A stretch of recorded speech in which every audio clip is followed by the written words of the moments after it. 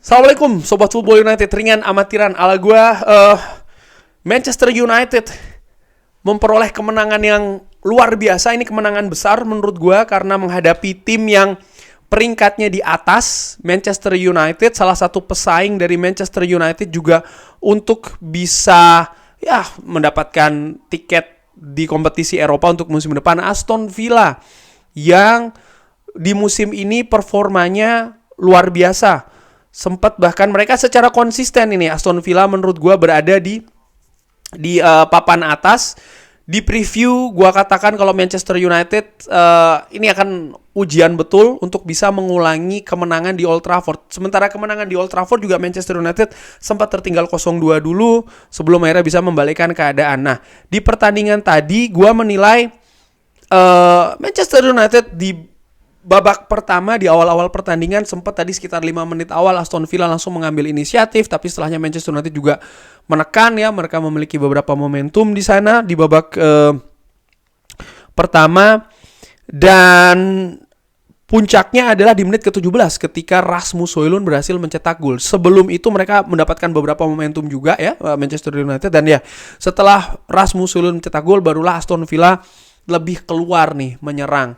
Namun lini belakang Manchester United gua pikir tampil dengan solid, tampil dengan bagus, tampil dengan konsentrasi yang juga bagus, sehingga walaupun Aston Villa ini banyak menguasai possession di babak pertama tadi ya, tapi bagaimana tidak cukup sering sih menurut gue ya, ada beberapa peluang tentu saja yang didapatkan oleh Aston Villa di babak pertama.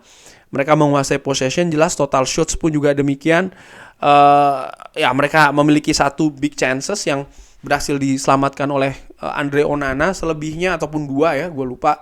Tapi secara unit pertahanan Manchester United tampil bagus untuk menahan gempuran-gempuran dari Aston Villa. Bahkan Manchester United pun juga sempat tetap bisa melakukan counter ataupun transisi dari bertahan ke menyerang. Hanya saja, dan ini juga catatan dari pertandingan tadi, bagaimana transisi dari Manchester United dari bertahan ke menyerang ini sering sekali kandas di finishingnya, di keputusan akhirnya. Baik itu Rashford, Garnacho menurut gua, maupun juga Rasmus Højlund. Nah, penampilan dari Rasmus Højlund, oke, sebelum ke Rasmus Højlund, Garnacho dan juga Rashford, gua teruskan sebentar. Ketika transisi sering sekali mengambil keputusan yang tidak tepat. Gua tidak ada masalah ketika mereka ingin penetrasi, melakukan shoots, tapi ketika mereka melakukan shoots mereka tidak akurat. Dan ini menurut gua Garnacho, banyak juga Garnacho dan juga Marcus Rashford ya di pertandingan tadi, sehingga ini menurut gue hal yang harus diperbaiki di pertandingan tadi. Lalu Rasmus Højlund yang tadi mencetak gol, menurut gue ya selain golnya dia juga melakukan banyak pergerakan tanpa bola, sangat rajin, tapi ketika dia mendapat bola juga sering sekali tidak pas kontrolnya, gerakannya ataupun juga umpannya, dan menurut gue ini juga yang harus diperbaiki. Dan di babak kedua Aston Villa sama seperti di babak pertama, menurut gue sempat mengambil inisiatif duluan di babak pertama, ada beberapa momentum peluang yang mereka dapatkan.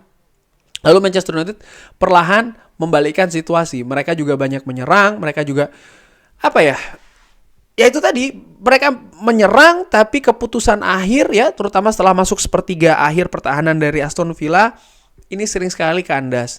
Catatan lainnya juga ketika mereka ingin melakukan transisi yang cepat, ada bola-bola direct dari belakang langsung ke depan yang tujuannya memang memanfaatkan kecepatan dari pemain depan Manchester United, yang sebenarnya menurut gue strategi yang bagus. Hanya saja tadi ada 2 hal, yaitu pertama bagaimana akurasi umpan yang gak bagus, nomor 2 Aston Villa mereka cerdik juga nih dengan lebih mendorong Emiliano Martinez supaya sesekali keluar dari sarangnya dan memotong bola-bola direct tersebut, sehingga ya serangan dari Manchester United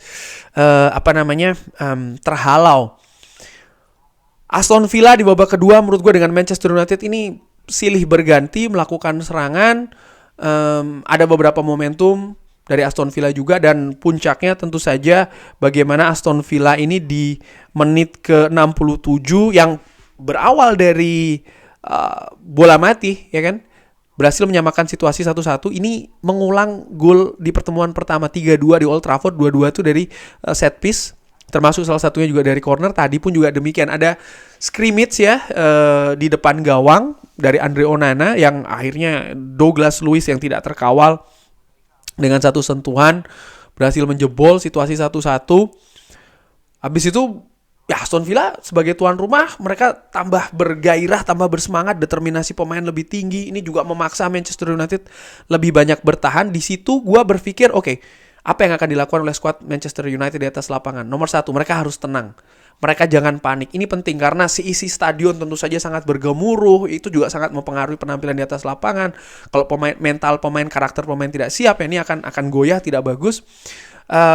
Lalu ada pergantian yang dilakukan oleh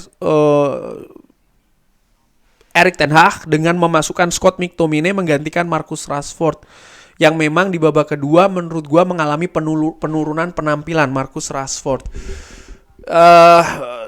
Dan setelahnya Manchester United tampil perlahan ya, mereka menguasai keadaan. Lini tengah di babak pertama, yang catatan gue bagaimana banyak rongga di sana, di babak kedua mulai diperbaiki oleh Manchester United dengan tidak memperkecil rongga-rongga tersebut. Dan puncaknya di menit ke-86 ada gol dari Scott McTominay. Prosesnya bagus menurut gue, akurasi umpan, assist dari Diogo Dalot luar biasa, dan Scott McTominay dengan heading, 2-1 bagi Manchester United, mengungguli tuan rumah Aston Villa yang nampaknya terlena ya. Mereka setelah menyamakan kedudukan 1-1, mereka nampak dalam tanda kutip lebih nyaman, menguasai bola, memenangkan duel. Tapi dari momentum yang sempit, Manchester United mampu justru mengancam dan mencetak gol. Terkait dengan Scott McTominay, gue juga menilai di pertandingan tadi bagaimana Manchester United tidak cukup sering, kecuali dari bola mati ya, corner, untuk memberikan crossing untuk sundulan bagi pemainnya, terutama pemain depan. Ada beberapa di babak pertama, tapi tidak banyak di babak kedua. Lebih banyak memang bola-bola umpan-umpan crossing mendatar ataupun tusukan-tusukan langsung dari sayap, penetrasi pemain Manchester United melakukan dribbling. Garnacho banyak melakukannya, Rashford pun juga demikian. Dan gue menilai ini punya pengaruh di gol yang diciptakan oleh Scott McTominay. Nampak pemain belakang dari Aston Villa ini tidak siap dengan tipe bola seperti itu. Dan boom, heading yang sangat tajam, sangat indah. Dan menitnya juga ya, menit krusial 86. Ini menunjukkan apa menurut gue? Karakter dari pemain Manchester United tidak turun. Walaupun mereka banyak tertekan, walaupun mereka usaha mereka terbalaskan kan oleh Aston Villa dengan situasi 1-1. Tapi bagaimana pemain Manchester United ini tetap mengincar kemenangan. Karakter itu ada di atas lapangan.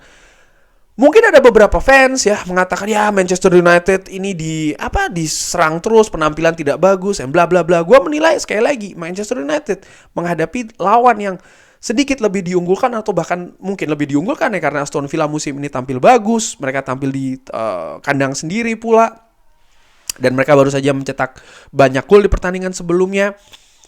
Menurut gue ada kewajaran ketika Aston Villa ini juga memberikan perlawanan yang sangat sengit di sana, bahkan mendominasi di beberapa aspek pertandingan, lebih banyak menyerang. Tapi bagaimana Manchester United bereaksi terkait dengan penyerangan tersebut, bertahan dengan solid, bertahan dengan fokus, itu dilakukan hampir sepanjang pertandingan ya, dengan konsisten. Termasuk juga Andre Onana yang menurut gue kredit harus diberikan. Ada beberapa penyelamatan yang bagus yang dilakukan oleh Andre Onana di sana. Dan Manchester United juga setelah unggul 2-1, mereka bertahan solid. Erik ten Hag memasukkan beberapa pemain bertahan ya, Sofyan Amrabat dan juga Johnny Evans. Setelahnya Aston Villa ini kan, gue pikir mereka pasti akan lebih keluar menyerang, berusaha untuk menyamakan kedudukan lagi di menit-menit krusial tersebut. Tapi apa yang terjadi? Pemain Manchester United bertahan dengan solid, dengan jumlah pemain yang bagus, yang lebih banyak tentu saja, dan bertahan juga lebih bagus. Sehingga gue menilai tidak banyak serangan justru yang tajam dari Aston Villa. Akhirnya Manchester United membungkus kemenangan penting 3 poin. Ini kemenangan yang penting, sekali lagi kemenangan besar. Mungkin sekali lagi ada banyak yang mengatakan ya Manchester United juga diserang segala macam. Sekali lagi, apa yang gue secara pribadi, gue juga sudah antisipasi sih permainan Aston Villa akan seperti itu. Tidak mungkin Manchester United akan menguasai pertandingan possession dengan sangat nyaman, menyerang dengan sangat banyak, lalu juga mencetak gol dengan sangat banyak. Aston Villa tim yang lebih diunggulkan menurut gue, peringkatnya lebih tinggi. Mereka tampil di kandang sendiri. Tapi Manchester United dengan karakter dan mentalitas yang luar biasa berhasil meraih kemenangan. Berhasil meraih kemenangan 2-1 menghadapi tuan rumah Aston Villa. Dan man of the match menurut gue siapa?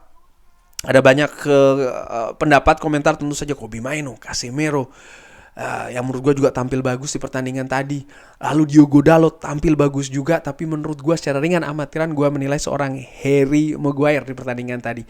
Yes, Manchester United tidak clean sheet, tapi gue juga menilai penampilan dari Harry Maguire ya, tampil bagus, dia tampil solid. Oke, ada beberapa kesalahan minor ketika melakukan build up, tapi bagaimana Rafael Varane juga by the way tampil bagus ya di pertandingan tadi. Tapi Harry Maguire yang menghasilkan 1 assist juga ya, luar biasa bagi seorang Rasmus Højlund. Gol pertama, gol penting tadi di pertandingan ketat ya, seperti tadi bagaimana yang mencetak gol duluan lebih banyak memiliki keuntungan, dan itu yang didapatkan oleh Manchester United.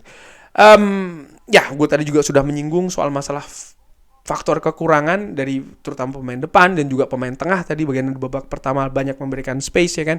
Tapi secara overall bagaimana kemenangan ini yang memiliki faktor besar.